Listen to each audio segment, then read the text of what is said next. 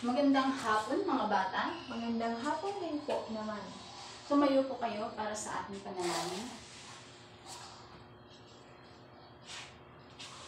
Ng Ama, ng Anak, ng Espiritu Santo. Amen. Ama, patnubayan po kami, o Diyos, sa aming pag-aaral.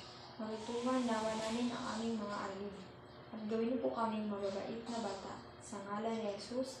Amen. Ngalan ng Ama, ng Anak, ng Espiritu Santo. Amen. May liban po ba? Wala po. Ngayon, wala namang liban, kaya bago tayo magsimula sa ating bagong aralin, magbalik-aral muna tayo. Ano ang ating tinalakay kahapon? Ang ating tinalakay kahapon ay patungkol sa kaalaman o karanasan sa pag-unawa ng napakinggang alamat o teksto. Tama. Ito ay maaaring malungkot, masaya, at maaari natin itong mayugnay sa ating buhay. Ngayon, may inihanda ko sa inyong awitin. Makinig po kayo ng mabuti. Dahil pagkatapos nito ay sabay-sabay nating aawitin. Handa na ba kayo? Opo.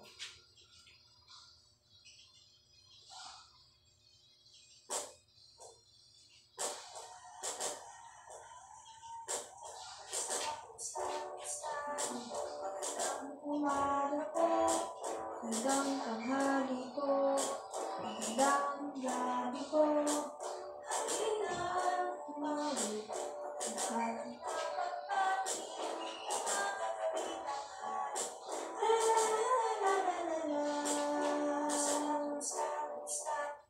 Nakinig po ba kayo? Opo. Base sa kanta, ano ang mga salitang ginamit? Kumusta? Magandang umaga po, magandang gabi po, at magandang tanghali po. Tama. Ngayon, may inihanda ako sa inyo isang maikling kwento na pinamagatang ang umaga ni Lena. Pakibasa po, Sunshine. Ang umaga ni Lena. Lunes, maagang pumasok sa paaralan si Lena. Nasa lubong niya ang katiwala ng kanilang paaralan. Magandang umaga po, Kuya Alan. Masayang bati ni Lena. Magandang umaga rin naman, nakangiting bati ni Kuya Alan. Ang katiwala ng kanilang paaralan. Oras ng recess, bibili si Lena sa kantina. Makikiraan po, sambit niya, habang dumaraan sa pagitan ng mga gurong nag-uusap. Habang namimili ay natapakan ni Lena ang paa ng kanyang kamag-aral. Naku, pasensya na, hindi ko sinasadya. May pag-aalala lang, sabi niya. Ayos lang, hindi naman ako nasaktan, tugon ng kanyang kamag-aral. Sabay na bumalik ang magkamag-aral sa silid-aralan. Natapos ang umaga ni Lena na walang naging problema. Sino ang bida sa kwento? Si Lena po! Tama. Ano ang katangian ni Lena? Si Lena ay magalang. Tama. Ano ang mga salitang ginamit sa kwento? Magandang umaga po, makikiraan po, pasensya na, hindi ko sinasadya. Tama. Ngayon class, ating pag-aaralan ang napakagandang aralin. Ang pagbati ay isang mahalagang gawi na dapat ugaliin ng bawat batang tulad mo. May magagalang na pagbati sa bawat araw, bawat pagkakataon, gaya ng magandang umaga po, magandang hapon po, at magandang gabi po. Class, nakita mo ang iyong kaibigan na matagal nang hindi nakita. Ano ang sasabihin mo? Kamusta ka na? Tama. Ang kamusta ay ginagamit bilang pagbati at tanong sa kalagayan ng isang tao, lalo na ngayon na lamang kayo muling nagkita. Halimbawa, kamusta ng iyong pag-aaral? Kamusta ang iyong biyahe kahapon? Maligayang pagdating. Pakibasa po. Maligayang pagdating, isang pagbati ng pagtanggap o welcome sa Ingles. Karaniwan itong sinasabi kapag dumating na ang panauhin o bagong miyembro. Halimbawa, maligayang pagdating sa aming tahanan. Ang maligayang pagdating ay isa ring halimbawa ng magalang na pananalita sa pagbati. Class, kayo, inimbitahan kayo ng iyong kaklase dahil karawan niya, ano ang sasabihin mo. Maligayang kaarawan! Naway maging masaya ang iyong espesyal na araw.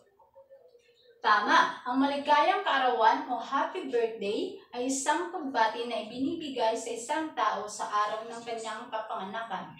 Iyan ay ilan sa mga halimbawa ng magalang na pananalita sa pagbati.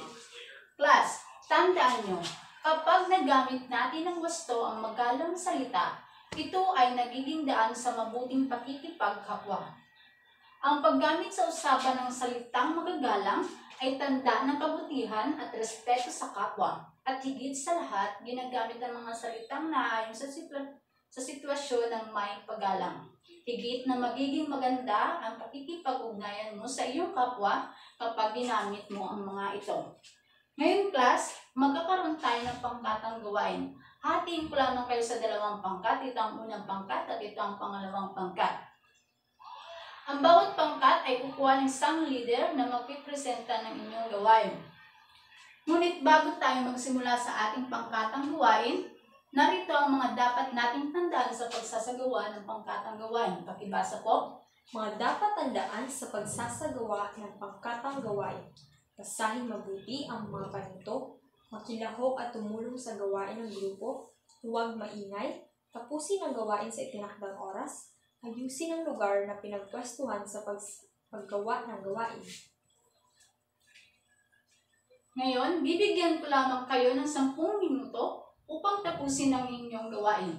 Paano to? Gumawa ng isang usapan o dialogo tungkol sa sitwasyon sa ibaba. Mayroon ako sa inyong bibigay na sitwasyon kung saan gagawa niyo ito ng dialogo o usapan. Naiintindihan po ba? Opo, ma'am.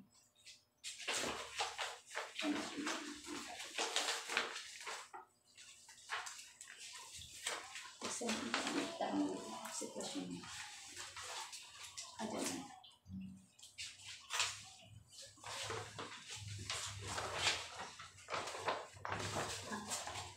Tapos na po ba? Opo. Pakipresent na po.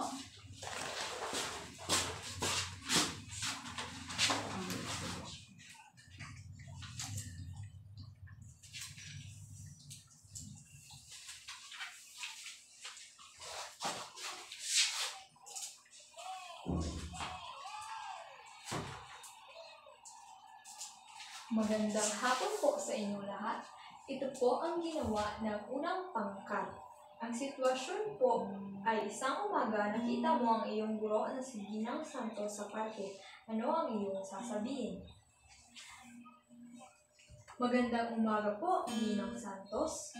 Magandang umaga. Kamusta? Kamusta ka? Mabuti po ako, Ginang Santos. Kayo po? Mabuti rin. Salamat. Ingat ka. Salamat po. Ingat din po kayo. Maraming salamat. Tama. Magaling. Ngayon, class. Bakit mahalaga ang magalang na pananalita sa pang-araw-araw na buhay? Sunshine? Mahalaga ang magalang na pananalita dahil ito ay nagpapakita ng respeto sa ibang tao. Nakakatulong din ito upang magkaroon ng maayos na relasyon at komunikasyon sa mga tao sa paligid natin. Tama. Bakit kailangan gumamit ng magalang na pananalita sa pakikipag-usap, Mariel?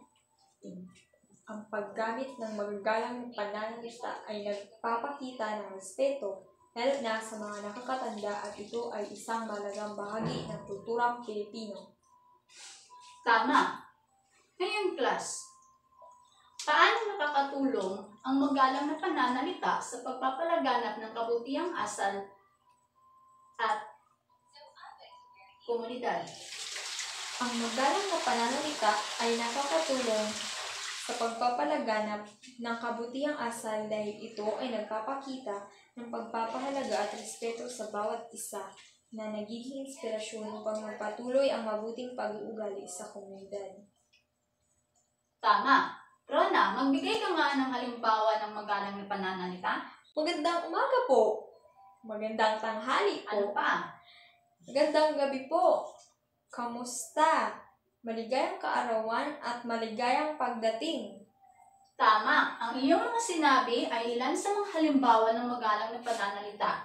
Ngayon, class, pakikuha po ng inyong kwaderno at pakisagutan po ito.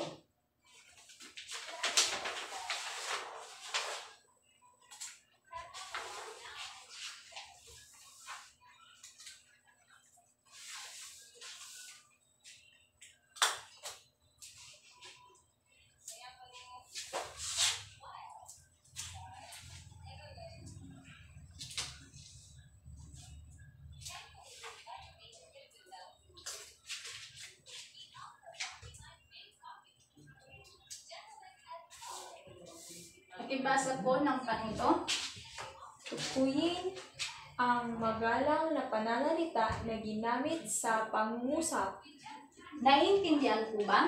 Opo. Maaari na po kayong magsimula.